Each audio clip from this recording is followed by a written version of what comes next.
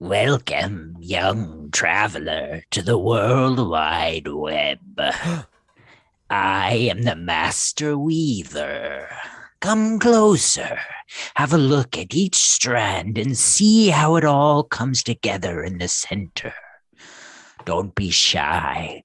Peer just past the point of your many eyes and listen. Ah, do you hear it? Good, yes. Listen to the Comics Pals Book Club on Dan Slott's Spider-Verse. Lean in close. You can see the Spider-Men of their own dimensions. Peter M. Parker of Earth 103172. See the way the swamp has taken him? Peter I. Parker of Earth 8757. The I is for invincible. He's the only indestructible spider. And finally, listen closely to this one. Peter C. Parker of Earth 101.83. Ignore the way his back groans every time he moves. He is the host of this very episode. Take a listen and remember well. Well done. Welcome to this book club episode. This month we are tackling Marvel's Spider-Verse. The original event from 2014, the one that started it all. You know who we are, and I ain't got time to tell you because of all the creators involved in this goddamn event. Dan Slott and Christos Gage were the primary writers, with Peter David on the Spider-Man 2099 issues. On art, you've got Giuseppe Camuncoli, Adam Kubert, M.A. Sepulveda, Rick Leonardi, and Olivier Coipel, as well as Humberto Ramos. And I am going to commit the sin of not including the inking, coloring, and lettering credits because of the amount of people it took to make this frickin' book. That would be the whole episode, I guess. Yeah. It would be a verse unto itself. So we got time for the Haunted Mansion intro, but we don't have time to name drop the colorists, is what I'm hearing. Yeah, that's about right. Okay, cool. Good to know. Listen, the colors want to make their own podcast. They can. This is how I'm running this one. All right, fellas. I want to know, to start off, what was your first experience with the Spider-Verse concept? The film. Yeah, I guess it would have been the film proper, because I think I may have read one issue of this when it was coming out that like a friend had asked me to specifically read, but I certainly did not follow the whole event and was pretty like down on it at the time, just in principle, I think. Interesting. Yeah. Yeah, I very similar to Pete, I guess. I was really excited about this. Well, maybe not similar to Pete in that aspect, but I read it from the comic and was really excited about this idea.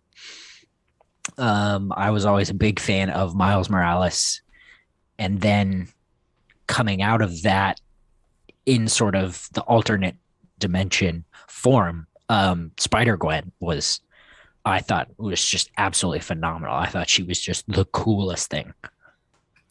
Yeah, I think for me at that time, I was a little kind of, I don't know, I think I was a little cynical about the idea of how much Marvel was iterating on Spider-Man at the time. Because it felt like, you know, not that there had never been, right? Like, obviously we had like Ben and Kane and everything like that. The Clone Saga. Sure, Yeah. right. Like there's been other Spider-Men before, and, you know, alternate universes, all that nonsense, of course. But like, I remember at this point, it was like, it felt like it was just so much, because we had Peter, we had Miles, we had Gwen now, we had, you know, 2099 had been brought back at that point. Like, Yeah. it just felt like there were so many Spider-Men and so much like here's stories about multiple spider people. Because like the Spider-Man crossover had happened, before this time. So I think and Spider-Gwen was like huge. Like that was like, this was at her peak, I feel like, in popularity.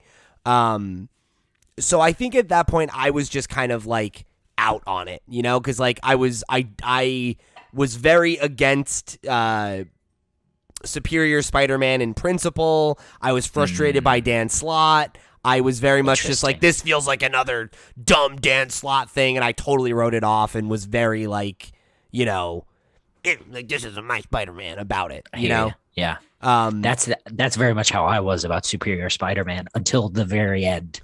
And I saw what he was doing and the way it came together, and I predicted it like early, not early on, but like toward the end of it. I was like, oh, he's going to do it this way. I can see it.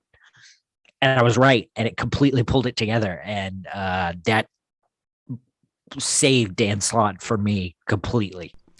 And I totally acknowledge that, like, I was very much being like a fanboy about it. It was like a not my thing because I didn't like the choices that he was making. And I wasn't willing to give them a chance, But now I'm older. I'm a more seasoned reader. I don't care about things like that as much as I used to. And I think Spider-Verse, like Into the Spider-Verse, I should say. I came out of that movie. The film. Yeah, the film. I came out of that movie feeling like I finally got it. Like it clicked for me finally, the whole like, anyone can be Spider-Man thing, right? In the way that like I have such that, close connection to Peter Parker. That's like the purpose of all these iterations, right? Is to give other people, their own entry point to the character and like the philosophy of what Spider-Man means and the symbol, right, that Peter created and projected.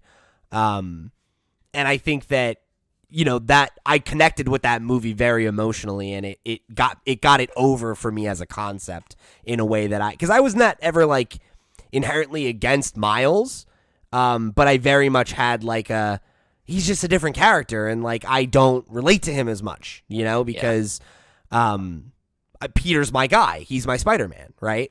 And that was never a thing against Miles. It was just like it didn't appeal to me as much, even if it was good.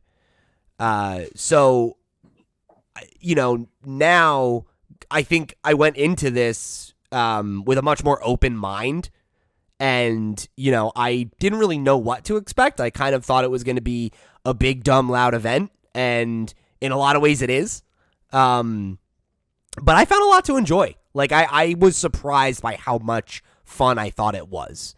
And as, somebody who's been a Spider-Man fan for a long time and used to, like, have a really unhealthy relationship with Wikipedia holes, it was so fun to be like, when I got into it, I was like, oh, I wonder which Spider-Man are they going to reference? And, like, are they going to have this Spider-Man? Will they have this? Everyone that you could think of, everyone is here. It is the most ambitious Spider-Man crossover in Spider-Man history.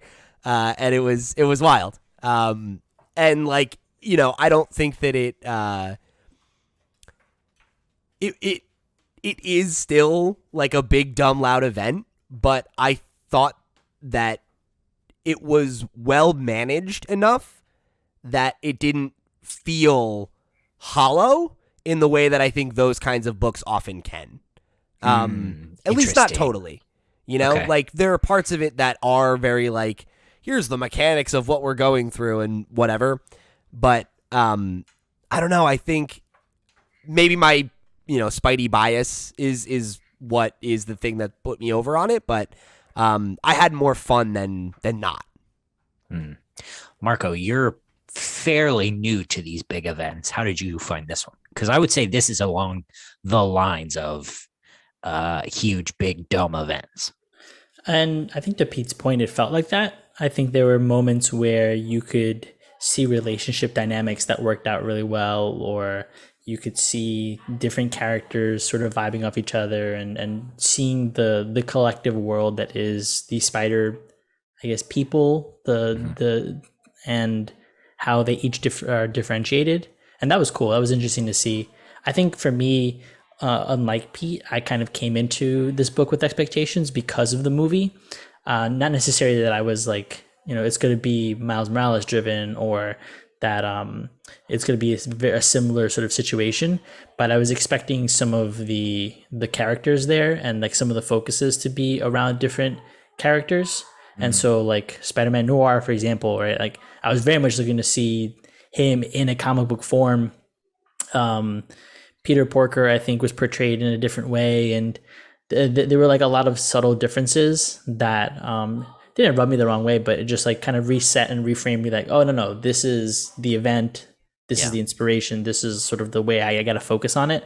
And so I think a lot of and this is something I've been learning about events, and probably most recently Maximum Carnage, right? Is just like you got to kind of like reframe the way you're thinking about these comics. Yeah. Because they're not, and not that they can't be, but they're not the they're not the Sandman, they're not Swamp Thing, they're not these like pensive books. They are meant to be fun and action packed, and you get to see the things that you enjoy about the interconnectedness of a universe. And I'll give it credit for that, because that was something that I was enjoying, was seeing these interactions. And expectations or not, I had fun, and I think there are moments that probably dragged a bit more than others, but the highs were pretty good, and there weren't very many lows. Yeah, I don't know if I agree. This is a tough middle ground for me, because I'm very charmed by this event.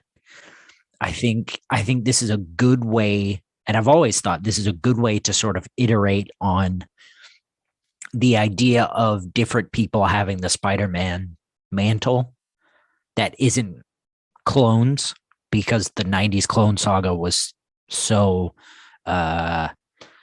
controversial, we'll say. But this was done in a way that worked, and for the most part, is decent. Especially for modern day standards.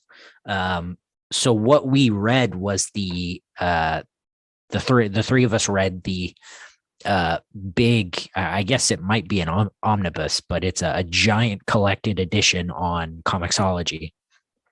When I originally got this, it was in one single trade paperback, which was just the event issues. I have it. It's signed by Dan Slott, which is cool. He came to that's awesome. He came to London to Forbidden Planet, and Jess got me a signature, and that was really cool. But the first time I read the full event that way was really disappointing because it, misses a lot. Yeah, I guess in a way it's similar to like Civil War. There's just so much that happens around it that you miss a lot of the fun. But after reading this, I don't actually felt like I missed that much. To that, I think that was something that I noticed in like the individual issues, and maybe the way that the book that we read was structured, where the sort of tie-ins are post the actual story. And so the event itself. And I think in those moments there were instances where, for example, one of the baddies was on this like snow planet in front of this computer and was like sneaking in on all of their conversations, and then in the next issue he's been dealt with and the story progresses. And it's like, if you want to see, go view this team up or go see that team up. And I think what it did, at least in the way that it was presented and we reread it, I don't know how it came out in publication, but the way that it was presented made it pretty clean to keep yourself on the story. And if you wanted to, like, there were some instances where like the Silk and Spider-Man, that one, I was like, oh, actually I would want to read this. What was this again? And I could go back and read that issue. So I appreciated it for that and how it didn't disrupt the story, because I think to your point on Civil War, there was a lot of crossover that I don't know how you would have, unless you were really, really committed to following it, would have been able to pick up on all of them. Yeah, I think I think a lot of the side stuff, I liked the way that the main story dealt with it. Like, it felt very reminiscent to me of like when you would read like ASM back in the day, and it would be like, oh, like this happened in Web of Spider-Man, or I forget what the other Friendly Neighborhood, I think, was the other one when they had Tri-Monthly. Spectacular. Yeah. Sure. Take your pick, right? One of those. Right.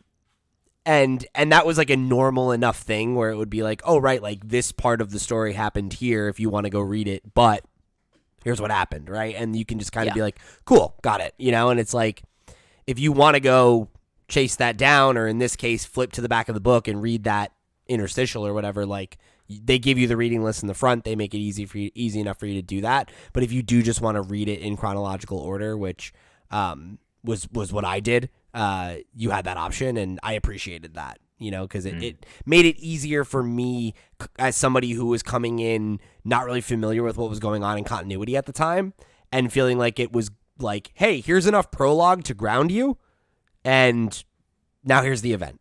I thought that worked really well. All right, I have a quick question that I want you to ponder over while I do the plugs. I want to know where you found the fun in this event. Okay. Now, plug away. Listeners, I want you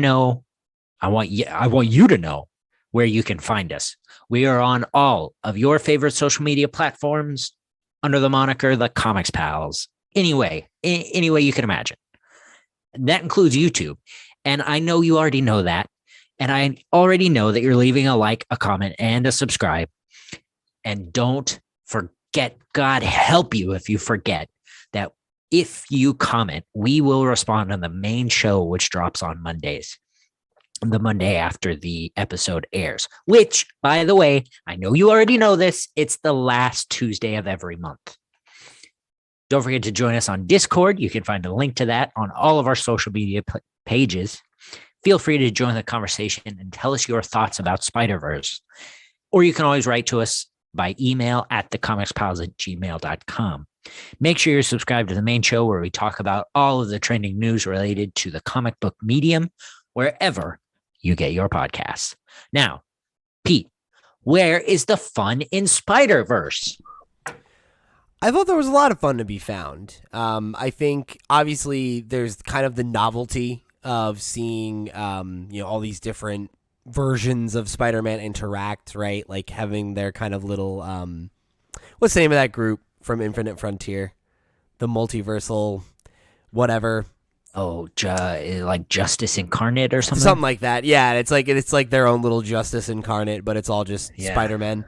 That same was guy. Yeah, it was fun. It's kind of like and obviously they made an allusion to this, right? It kind of reminded me of like the Captain Britain Corps, where it's just a bunch of different versions of the same guy, and they all got to try to get along. And for the most part, they do, right? Which is good. But I think like they did a really good job of mixing up, like, here are the primary actors in the story who you like are really going to hear from a lot, and then here are kind of like the bit players that will hang around in the background and make one-liners, and then here are the guys that are going to die, and we're going to just cycle in a bunch of them so we can show you a bunch of different Spider-Men. I thought that all of those things were fun, and I think, again, like I made the comment earlier, as somebody who like is like a big fan of Spider-Man, I think there's a lot of Easter eggs, and they're the right kind of Easter eggs. It's the same kind of Easter eggs that they had in like Into the Spider-Verse, or like in the Insomniac video game, where it's like, if you know, you know, and if you don't, it's not going to interrupt your experience, right? Like there was like a bit that I'm sure Marco didn't get. That was a call out to Spider-Man and His Amazing Friends, which was a cartoon from the 70s.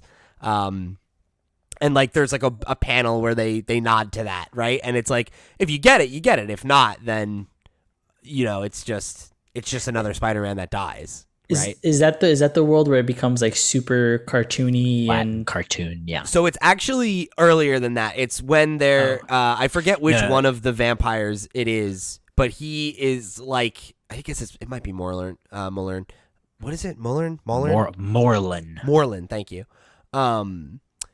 Where he ends up there and he's like, oh, like, you don't have words to describe what I've done because your universe is more innocent than most, and like you can't even like describe what I've done to your friends. And then he kills he kills Spider-Man or whatever, and it's Spider-Man, Iceman, and Firestar, and then their little dog is alive and barking as he like leaves. Oh yeah, that's right. That's a separate universe to the other 60s Spider-Man animated series, which we also went to. Yeah, with Miles and the Disney XD Ultimate Spider-Man. Yeah, that's the one that like breaks the fourth wall, and he was like voiced by Drake from Drake and Josh. Bell. Yeah. Yeah. Did you guys watch that on Disney? By the way, they did a version of the Spider-Verse event as well. I've like again seen like probably a episode or two of it, like at Comic-Con or something, but I never took the plunge. It was all right. I remember liking what they did with the Spider-Verse a lot. I just loved Spectacular Spider-Man so much that I think I was hurt. That was the show that replaced it. Like 5 years later. Yeah. I hold a grudge, Cale. Marco, where did you find the fun in Spider-Verse? So it was a double page spread, page 30, right after you get into the first issue. My man has a page. Yeah, dude. This is exactly the page where I found fun. This is where I said, "Oh, I'm enjoying this." Oh, I get it. When there's these cool art sequences, and Spider-Man gets pushed through one of the portals, and they're fighting through the portals within the first issue, and then it's this double page spread of all the Spider-Man that are there, and he's like, "Who said you were the first?" I'm like, "Okay, all right, yeah, it's I fuck with this." Spider-Man of Mumbai. Yeah, that was cool. I was like, "Okay, you know what? I dig this. I get the concept. I'm enjoying the concept. So like, let's keep it going from here." Yeah, they check so many boxes. Yeah, I really enjoyed seeing Doc Spidey again, the Otto Octavius Peter Parker Superior Spider-Man. So in relation to this event, how far away removed is this? Not far. Okay, it's like 3 months maybe. Oh really? Yeah, like Peter Parker had been back in his body for like 10 minutes, and then this happened. Oh damn. Okay. Yeah. Because it's so recent that and you see this sort of unfold and you see Otto figure it out. It's so recent that the time skip that this happens in the Superior Spider-Man storyline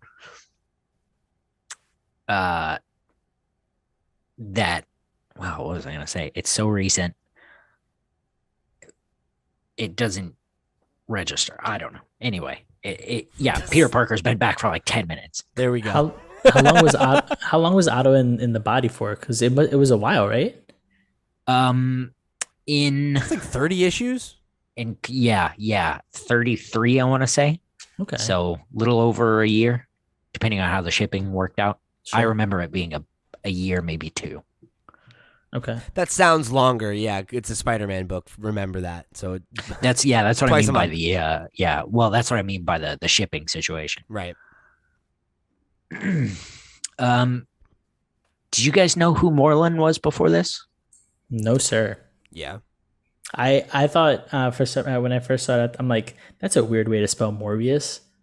Right. And it's like, nope, somebody different. Yeah. Yeah. So that storyline was might have been my first introduction to the proper 616 Marvel. The original Moreland story? Yeah. Really? Yeah. So when I started reading Spider-Man, it was when J. Michael Straczynski was still on. I think at the time, there's an issue. There's an issue with Captain America and Doctor Doom. I just randomly picked it up in Ruidoso, New Mexico, where my grandparents had a skiing cabin, and I was in the bookstore and I just picked it up. I knew I loved Ultimate Spider-Man, so like I just need more. Just give it to me. It may have no, it wasn't. I was gonna say it may have been 500. It wasn't.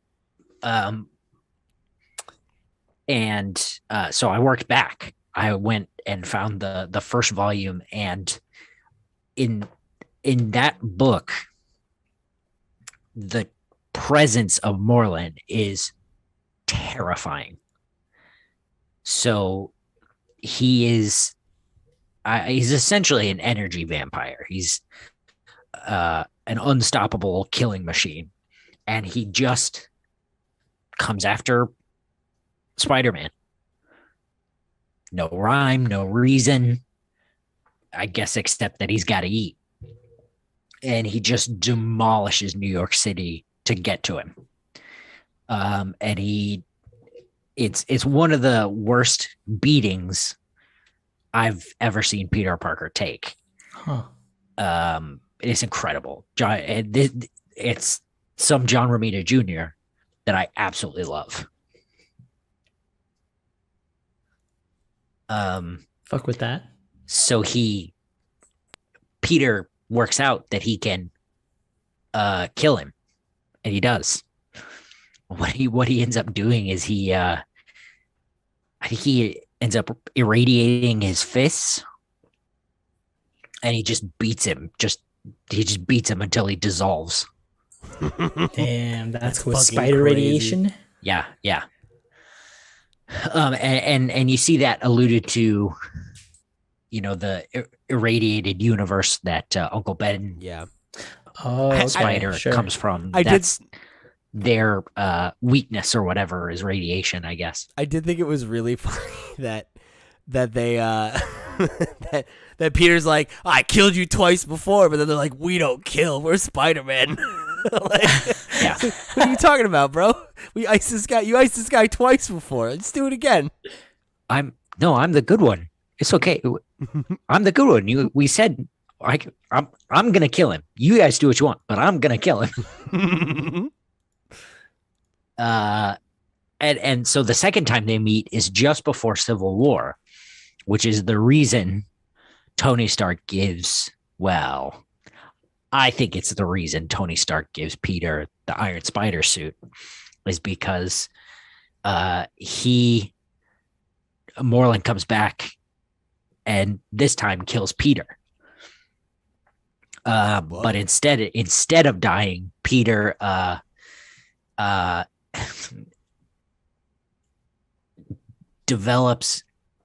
he sheds his skin.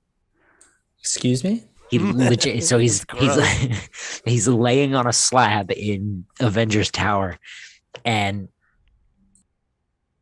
escapes his skin, and he ends up in a web cocoon in under one of the Manhattan bridges. That's wild. For like days, and then he shows up and everything's fine. He ends up with new powers. He gets stingers, which, if you were paying attention, Kane has those in this. Yeah. Oh. And he ends up with a couple more new powers that I think have all pretty much been retconned at this point, or moved on to one of the clones. That's pretty cool. That's a pretty cool concept though. Like, he cocoons every once in a while and he's just like, oh, new power. I thought it was baller as hell. Like, because it was probably the first time that a character like Spider-Man, like I watched like die contemporaneously, right? Sure. Like, this is it. He's fucking gone. So What's this? how did you view Moreland here compared to that then? Because I feel like that's not the same character. Very poorly. I'm so glad you asked. Yeah, for me in this, the threat of Moreland and his family is just, man, it is not there.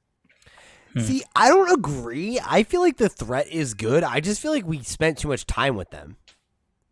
You know? Like I feel like cuz you brought up that like the in the original story you felt like Moreland was very like imposing, right? Like he was like this very imposing figure.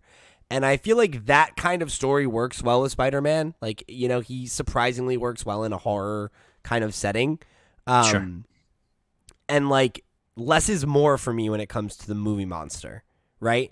Like, yeah, sure. You're seeing it from Peter's point of view, right? And it's just a force coming at him, right? And I am way more interested in the idea of Moreland has a family that does this, right? And like goes through all the universes and blah blah blah blah, and like that's all well and good. But I feel like we got way in the weeds on like their family dynamics and like their history with the web of truth and how they enslaved the web spinner and like all that stuff, which is like I don't know. It's fine. It's not. I don't think it's like bad necessarily, but like the amount of time that you spend with it, I think demystifies them a little bit too much. And it makes it kind of like it takes some of the heat out of it, which is why I feel like you probably are responding to it that way, where it's like it feels like there's no threat, absolutely, because it's like it's too normal. Yeah, I mean they bicker and they bitch at each other, and it's it's a I don't know, it's very tropey, really.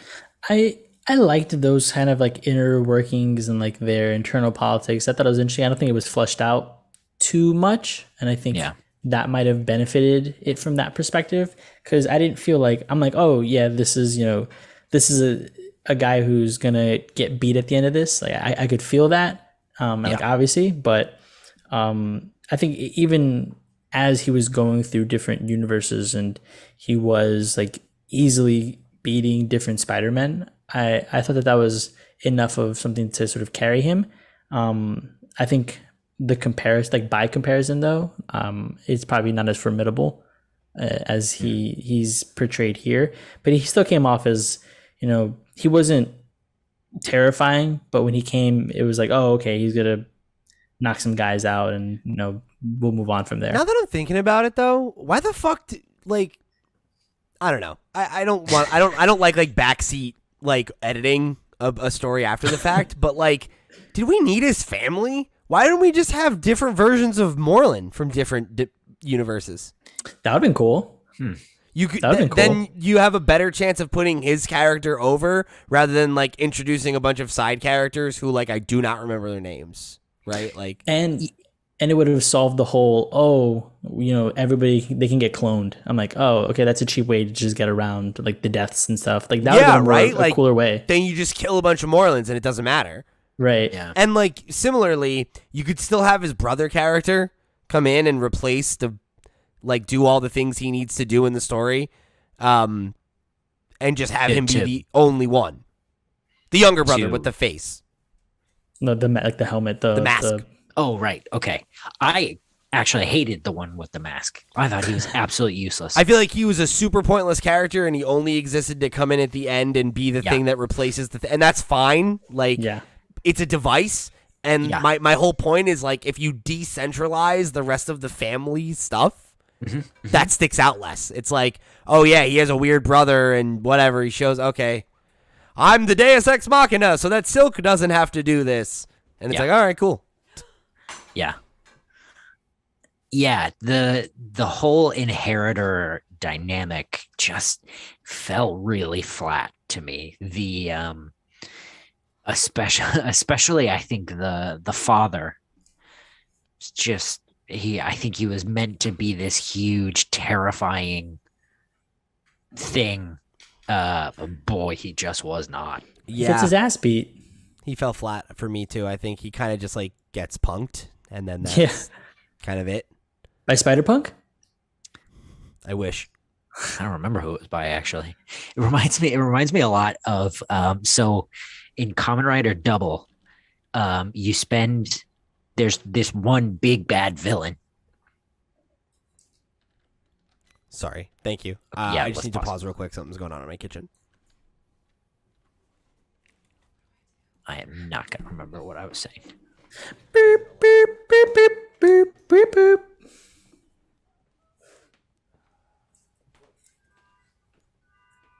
I'm doing this by the seat of my pants, utterly. Nice. If I had a ticket, it would have paid for the whole seat, but I would only need the edge. It's one of my favorite bits. Like it's one of my favorite things when like Oh, excuse me, can I get a discount on this? Because I'm only gonna be sitting on the edge of my seat. when you get like those monster truck rallies and you're just like tickets pay for the whole seat, but you only need the edge. I love that.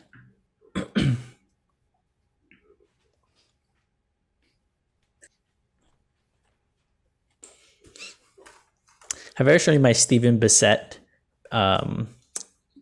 painting? I guess it's a painting. It's like a little cube. I don't know. So, Oh fuck yeah! so Did you get that from him? yeah, it's part of like this like package thing that I got a few of his indie comics. Randomly, one of them like some random comics that he had lying around that he's just like trying to get rid of that he decided to also send. That thing cost $150, I think it was. That little cube. What is this? What is this image?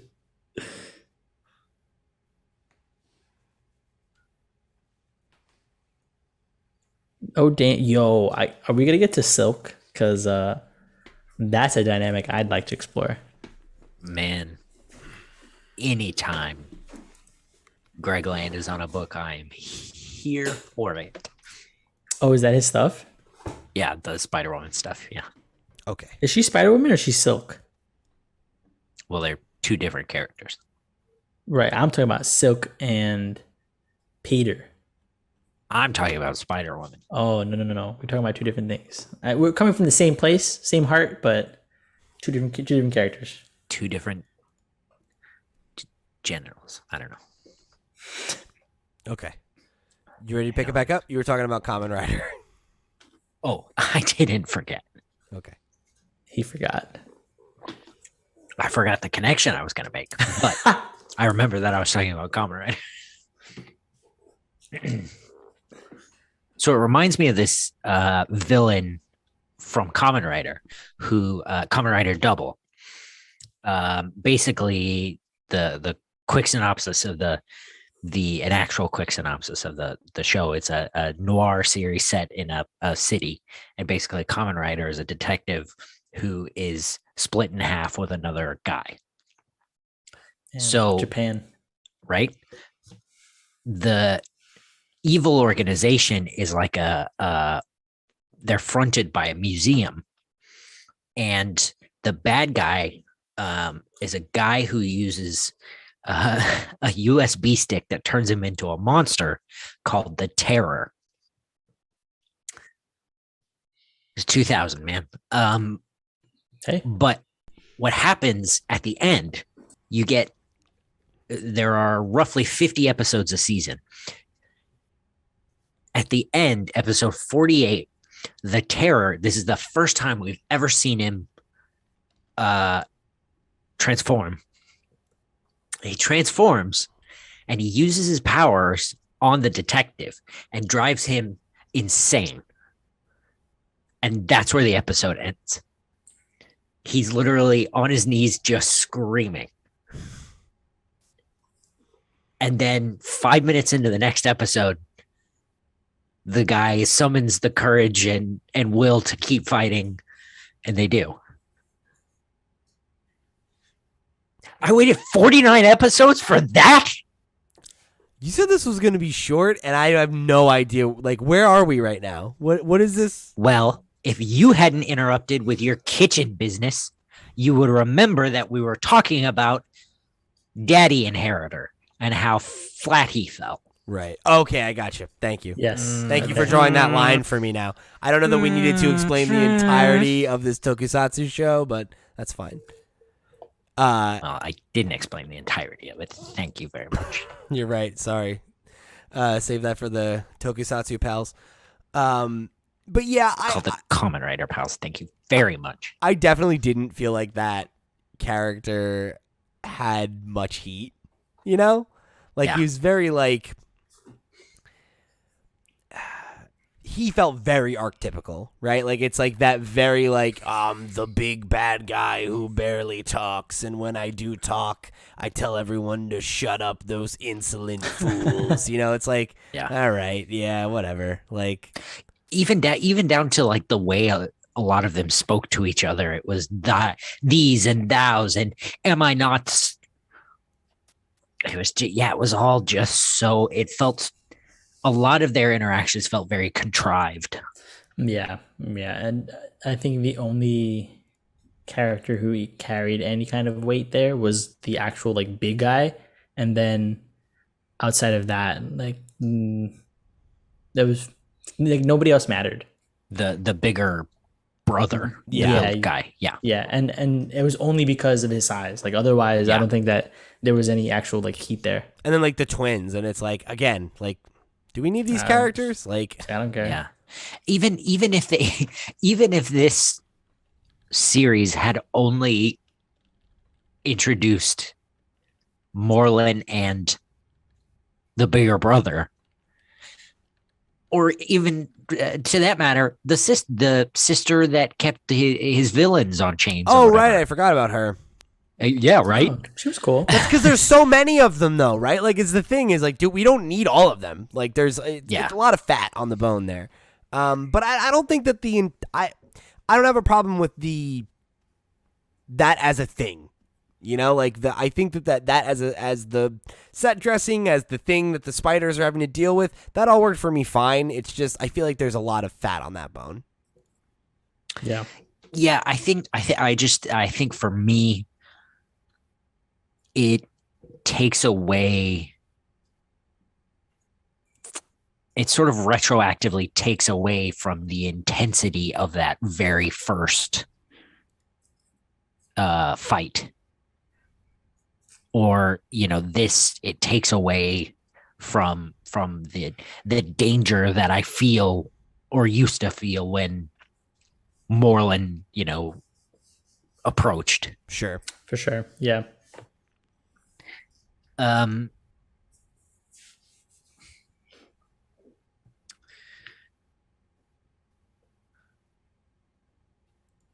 Yo, what's up with Peter and Silk trying to fuck? So somehow or another, the spider women all have a pheromone power. Oh, and I'm sure this is for all of the spider women. Well, it's at minimum it's Jessica Drew and Silk. That's just like a thing. Yeah. I'm not sure what the deal with it is. I bet it's sexist. Hey man, people they're just trying to, you know, entangle all arms, you know. The 16-headed armed monster. Oh my god. I have a really, really important bit of news here. I found the Japanese Spider-Man TV show on the Internet Archive. So I'm gonna watch all of that. Just like that was cool. Just like you should. know. Seeing you absolutely should. Seeing the Japanese Spider-Man come in with like the big robot, I'm like, hell yeah, that's funny as fuck. That was great. Good bits. He's gonna be in the next film, in the next Into the Spider-Verse movie. I know, that's cool. They apparently did a 616 episode about that too, on the Disney Plus series thing. Might have to check it out. Anyway, I don't know. So, all right, I guess we should sort of talk about the plot. But the thing is, for me, the plot is so sort of messy and revolves around mostly a bunch of the same guys yakking at each other. I don't feel like there's a ton of plot here. Yeah, I mean, I feel like the big beats are kind of like the conflict between Peter and Otto. Yeah. And kind of like the, this being, I guess, like the end of the journey for Otto, right? Yeah. Which is, obviously at the time was like super, super relevant. And then I feel like all the other characters are just kind of supporting players, like to varying degrees. Like obviously like Silk is a major character in terms of the fact that like she's an actor in the story and she has a significant, role to play and everything like that. But I feel like aside from the three of them, everybody else is kind of just, equal levels or slightly varying levels of being like another supporting bit player. And I think it's very similar to like how Spider-Man Noir and Penny and Spider-Ham were used in Into the Spider-Verse, right? Where it's like, the real characters with emotional arcs are Peter, Gwen, and Miles, or Peter and Miles and Gwen to a lesser extent, Yeah. I think that worked for the cast because it was such an expansive cast. I think that served its function well. Yeah. For me was when an issue would end and then the next issue would start and we'd be in the same place and we'd kind of be, they're all just kind of talking and figuring stuff out. I felt like there were a lot of like start and stops, and considering the cast that they had, I felt like there was an opportunity to be exploring different things. They could break out into teams. They could be, I felt like there was a lot of inaction a lot of the time. And maybe this is just like how I'm setting expectations for like events in my mind at this point, but there were definitely a lot of we were in 2099 for a while, then we came back, and I think we were in the steampunk section, and then there were moments where it worked, like in the irradiated world, and we get to meet Uncle Ben Spider-Man. Like that was cool. That was really cool. I like that. But there were others where I was just like, I don't know if we need to be here, and we can kind of keep the story moving and keep the things going on. Like you get to the next task and keep going. It's funny because sometimes it does a really good job of that, and sometimes it doesn't. Like there are times where it slows down, where it doesn't feel like it needs to, and then like like I thought like the whole like Peter, or I'm sorry, the cartoon Ultimate Spider-Man and Miles going on their little side adventure and going to the cartoon universe and everything. Like that was quick, and it was that was a good smart use of that as a device. And even that, right? Like there's the point where Peter's like, "Oh, you guys like come back, like we need help or whatever." And they're like, "Ah, yeah. This is the moment where my life jumped the shark." And he's like, "No, I'm pretty sure that was in the Cowboy universe." And it's like, "We don't need to go to the Cowboy universe. Like you just throw that out there. Like that's fine, like Yeah, there were a couple of times where they were smart about stuff like that, but there were also times, like you say, where it didn't quite feel that way. I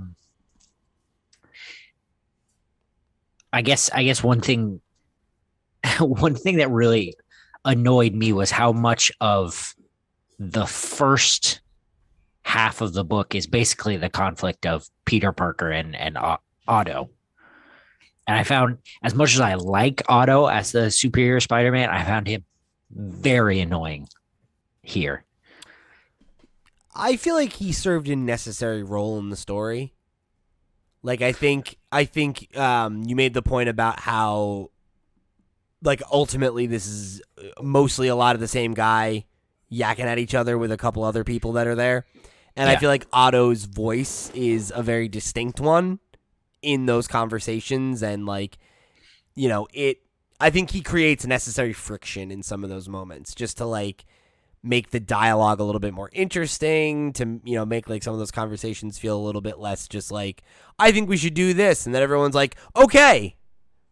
Yeah, I definitely agree with that. I saw those moments as like necessary tension, and they were done well, so I had fun when I did see the interactions. I'm like, oh, this guy's being an asshole. Like, just let the story kind of go. But like, that's the function that he serves. He's a roadblock, and I thought he was an effective roadblock and one that entertained me. One of the in some of those instances, there were part of those moments where like it slowed down, like directly after that, where they have the fight, and then he's like, "Oh, you really are the superior Spider-Man," or whatever. Then they just continue to talk and like talk about this device, and then they talk about how we're gonna stay in touch. And then those are the moments where I'm like, okay, we just had this good conflict. From there, we should have jumped into like the next sequence, and I think that would have been better for the pacing of the story. Did you guys notice? Just because we brought up that moment, but in that specific moment where they're arguing, Spider-Man looks exactly like Andrew Garfield. Yeah, Coipel draws him almost like he might as well be drawing photo reference of Andrew Garfield. Yeah, That's funny. I didn't catch that. I have I one think page up. I think Coipel is just. I think he is an Oh my underrated. God, you're right. I mean, And then- even just under that, our Peter looks just like him. Yeah. Well, no, exactly. That is our Peter. Oh, that's a good point. And then, in this other page, like you got like a profile shot, like on this side over here. Yeah, It's not focusing in, but like it was so Yeah. blatant. I'm like, oh shit. I guess that's what movie was coming out that time. Did the prophecies do anything for you guys? The Scion, the Other, and the Bride. No. It's like it was fine. Like I was very unclear as to what that would actually accomplish. it was like, oh, you'll do this and it'll destroy the web of destiny. And it's like, okay. Yeah, and we need to Like- attach like a fancy word to it. Yeah, and like I don't know, that stuff it feels kind of like hand wavy, but it's also like that's a thing that's been a part of Spider-Man's DNA since like I don't know, the 70s or 80s or whatever. There's like a lot of stories of like Madam Web and like the spider totem energy, not like that kind of weird nonsense is weirdly not new, right? Like that's a thing that's been a thing, that's why there's so many stories about Peter's like, this weird supernatural thing's happening, I gotta go ask my friend Doctor Strange what's happening. Like that's the framing device of many stories. So it's like kind of that's interesting because I didn't have like reference. I think the spider totems as like a concept I'm unfamiliar with. Like Madam Web I know just from the cartoon, but the fact that these individual characters were attached to some sort of concept, I think would have made more sense if the mythos had been explained prior. Like in the first issue, we see like an olden time Spider-Man get attacked by Morlun, and if that had started a larger mythos about it, I think it would have been more effective because it would have had like a history attached to it, and these are the iterations and all that stuff. But something to catch us up with the totem and the significance of it. Yeah, and I don't know if Silk has always been the bride, and Silk was a relatively new character at this time. Yep. Okay, She's so still a relatively new character. I mean, at this point, she's like 6 some odd years old, right? I mean, but like, I think she came out like her #1 came out after this. Yeah, I think they reference it in the book. Yeah, actually. they do. Yes, I mean, I think she had only been around for maybe a few months by the time this happened. Wow. Okay. And if that had been explained, I think a bit better, the significance and history, it would have worked. You mean Madam Web waking up in a hospital bed and going, "The web"? That wasn't enough for you? Unfortunately, believe it or not, that character that wasn't recognizably the Madam Web that we know They're from like, pop hey, culture. by the way, this is Madam Web.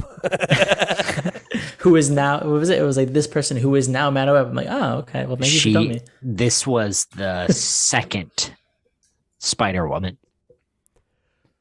So there's Jessica Drew, who's Spider-Woman 1.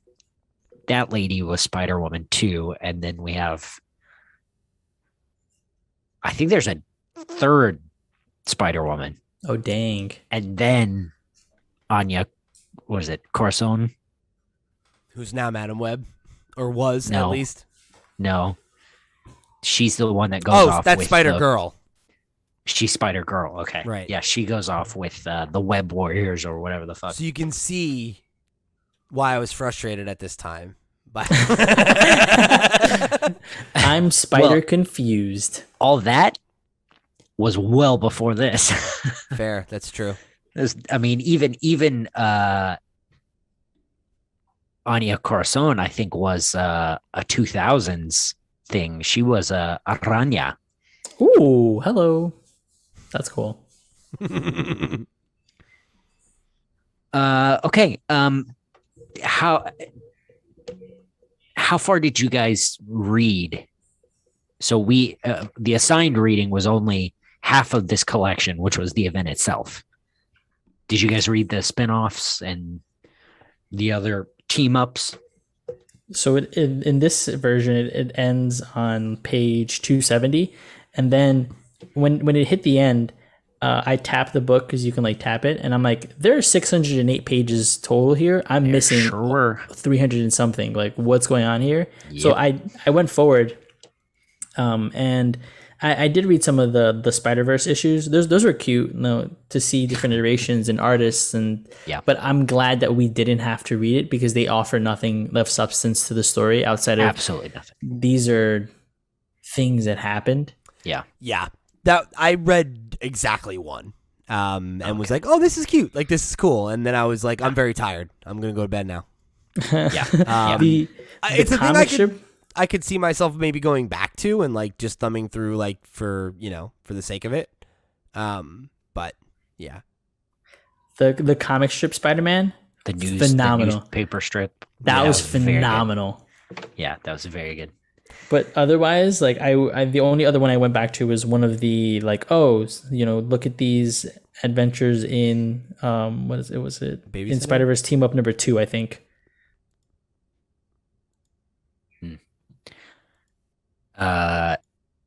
Yeah. I read it all. This one. And here we are. No the Too Many Spider-Men. It was like old timey. Yeah. That was cool. That's a nod to the cartoon.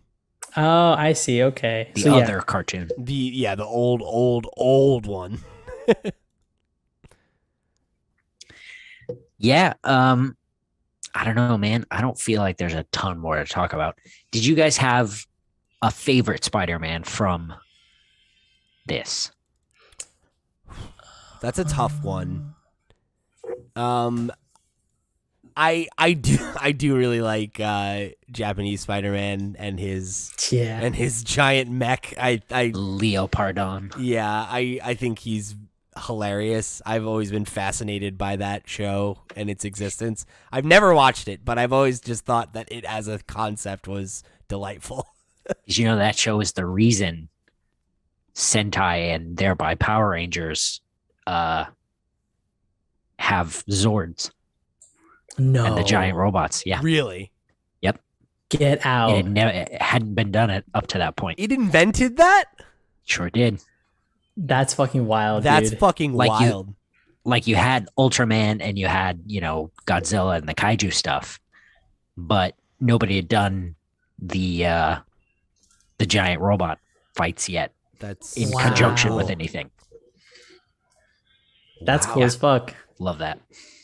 For me, it was, and I mean, I guess, does this count? It was. I doubt it. It was Silk. I liked her character. Like, I thought that she was really. Yeah, I thought that she was cool. Yeah, I like Silk. I haven't read a lot of her, but I've always thought that her I think her costume is so fucking cool. Mm-hmm. Yeah, like the bandana, and the mask. And just like the color scheme and everything. It's like it's very like understated, but it's super cool, which is I think the key to a good Spider-Man costume. Like the Superior costume is so fucking awesome, and it's not even that much different. It's just the eyes are black, and it's like that's really neat. It's novel, That's my all-time favorite Spider-Man. I don't blame you. It's super good. It's so good. Go ahead, Pete. I was gonna say there's a lot of good ones. I very much like I love. Give me three. Give me three. Okay. I really like Spider Monkey. About it. I really like Spider Monkey. I also feel like I really like the design of I can't remember his name, but the Spider-Man of Mumbai as well. That was great. I like he's got like the pointed shoes and everything. Yeah. Like it's very, very cool look. Puff pants. Yeah, and he's got like a kind of like a sash. Yeah. Yeah, he's got a really cool design as well. And then for number 3, I'll give it to Cowboy Spider-Man just to go wacky with it, you know. Hell yeah. That's great. Wait, I want to do 3. Okay, wait. Cowboy Spider-Man? Yeah, Yeah. Was he there? Yeah, he came rolling through with the Web Warriors, and his horse has the mask. Oh yeah. That's Yeah. I know Cowboy Spider-Man. It's so funny, man. It's just a good design. Now I want to take 3. All right, I got Silka's number 1. Spider-Punk was pretty cool. I did not expect that. Spider-Punk is such a good design too. I'd always heard of him, but I like seeing him like, oh, this is fucking cool. Addendum, that's on my list now. And then I liked the car. Yes, I was car? gonna say the car too. he's like not what's the speed buggy, the Hanna-Barbera cartoon. Yeah. Yes. Yeah. It was just weird. I'm like, oh shit. And then he's like, oh, you're just a car. And he starts talking. I'm like, all right, I fuck with that. Like, this car is Spider-Man. Spider-Man? This is awesome. The Spider-Man of the Pixar universe. What? Cars? Oh, gotcha. No, I don't think so. I don't think so. So I think my top favorite has to be Ben Reilly after reading the Scarlet Spider miniseries. I really enjoyed that character. And I don't think I've ever read a Ben Reilly comic. Really? I know they've got the newer stuff coming out now, Sure. but I've never read anything where he was Not even like the Spider-Man. not even like in the original series or anything? Nope. Oh. No. Yeah. So it was really cool to see him and like his positivity in a way that, like, I don't know, it almost it mirrors Peter's in a way that, like, it feels more actively positive, whereas Peter's like, all right, let's fucking go, Yeah, sure. and he's gonna show up and he's gonna do it. But Ben is like, listen, I'm here, come on. Yeah, and I don't like he sacrificed himself, and like that's a totally Ben Riley ass move, Yeah. of course. I think my number 2 might have to be that newspaper strip Spider-Man. Oh, so good. Such a He good cracked me up. I thought that was so funny. And then I also the last one that I was really intrigued by was the Lady Spider from the 1800s. May. I think she was May Riley. From the beginning of the book? No, from the end of the book. I don't remember that. She shows up. She shows up with 2099 a lot. Oh, yeah. They were the ones who fixed the Leopardon, yeah. Yeah, Oh, Leopardon. no, she's the steampunk one. Yeah. Yeah, from the 1800s. Oh, okay.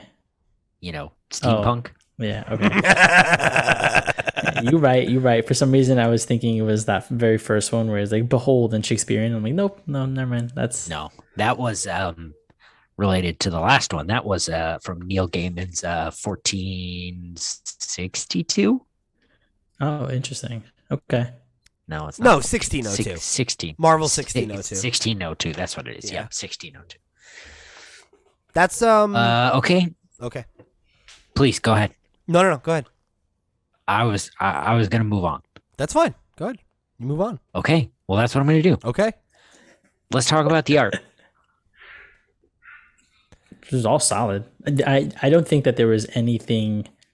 I think because each book had individual styles, it all made it super visually interesting. So that in the moments where I would be like, oh, okay, cool, like, we're going through whatever, and then the next issue might be a little bit different, and I appreciated that because sometimes they were across different books, sometimes they weren't. And then obviously the actual Spider-Verse books, the fact that there were different styles, different aesthetics, different approaches to each of these individual characters. I'm like, Yeah. that's novel. And I Yeah. think it's a good approach to be able to show the universes outside of just this is this Spider-Man in the same art style, but really ingrained them into its own universe.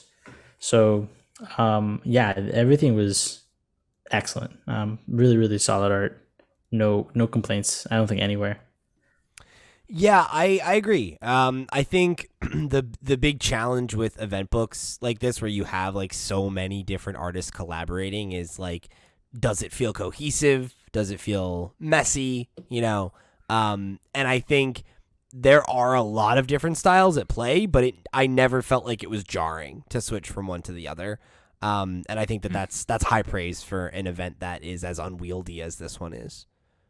Well, it plays to the strength of it, right? It's across different universes and the multiverse. So even if there was a difference, I think you can give it the leeway for the fact that, well, it's the Spider-Verse. You're going to see different characters in different settings, and I think that makes sense.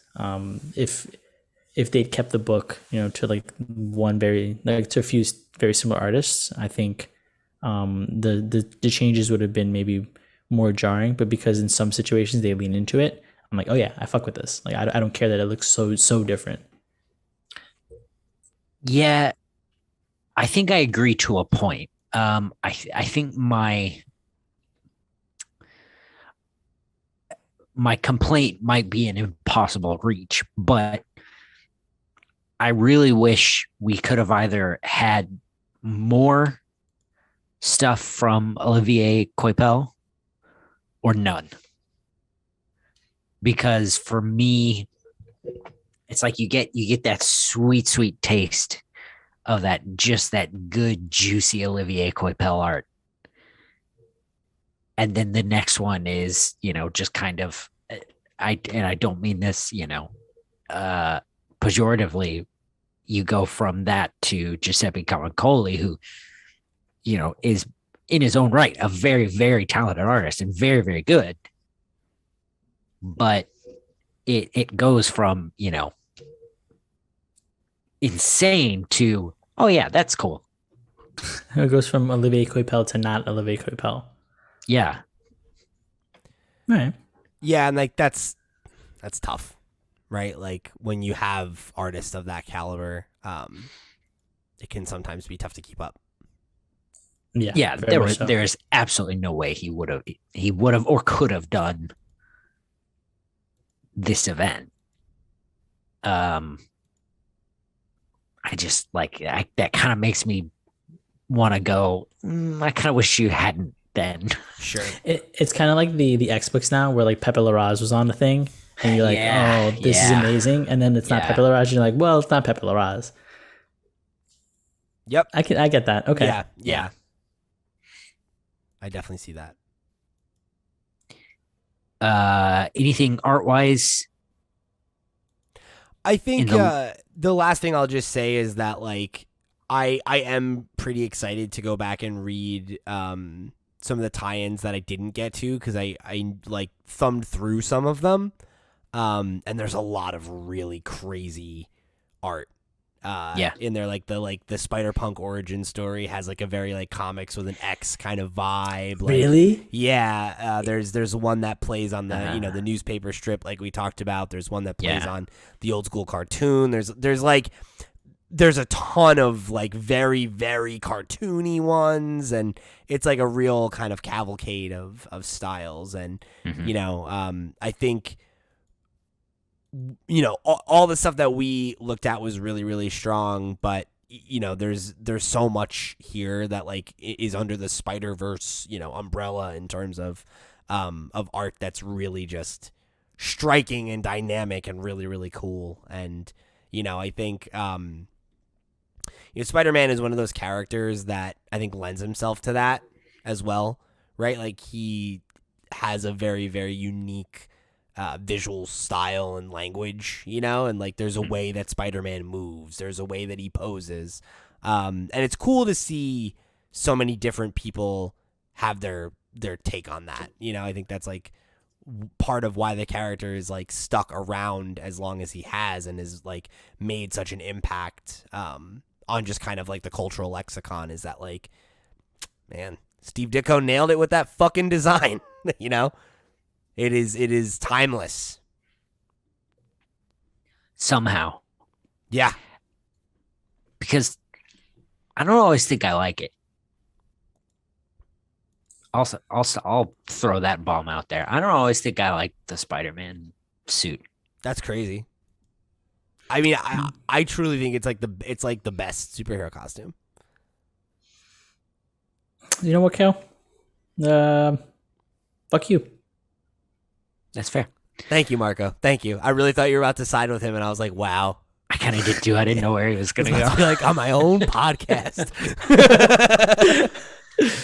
Okay, let's wrap this bad boy up. Where do you rate it, and would you recommend it? I'd give it like a solid B plus. You know, like it's good. It's not great. Just because it's like Marco said. Like, if you really like events, then I would say it's up there. Like, I enjoyed it a lot for an event. But it is an event, so like there's a certain level of it's action figures slamming together. It's not the deep, rich kind of storytelling that that you necessarily want, that you always want sometimes. But I think if you're in the mood for something light, if you're in the mood for like a good, fun, like Spider-Man story that's just kind of like a goofy romp versus the alternative there, I think there's a lot to enjoy here. There, like I certainly found a lot to enjoy, and it's not a super large investment in terms of like. If you don't read all the tie-ins, it's not super long. If you have Comixology Unlimited, it's over there. It's easy to grab, and it's like a thing that I could easily see you knocking out on like a Sunday or something like that if you just want, a nice popcorn comic, So for all those reasons, I would definitely recommend it to fans of, Spider-Man and events. And if you exist in that Venn diagram, it's a book for you. I think for coming out of the movie, like if you like the movie and you're excited for the next one, like this is an interesting intermediary. I definitely enjoyed it for that aspect. The fact that I got to see some of these individual characters again and or explore new ones for the first time that I'll be excited to see on the big screen for that. So from that perspective, yeah, if you want something to just kind of go through and read and turn your brain off a little bit for it, and in that it is an event book that has action and just kind of a more of a romp than anything else. I think that this is it's a fun book. I'll give it like a solid 7.5 on execution alone, just because it's good. There's nothing like the substance is there to an extent, and it's very much in the fun plotting and in the art. Yeah, I think very similarly. I would give it probably a B minus, a C plus. I think there are things I want out of it that it doesn't achieve, and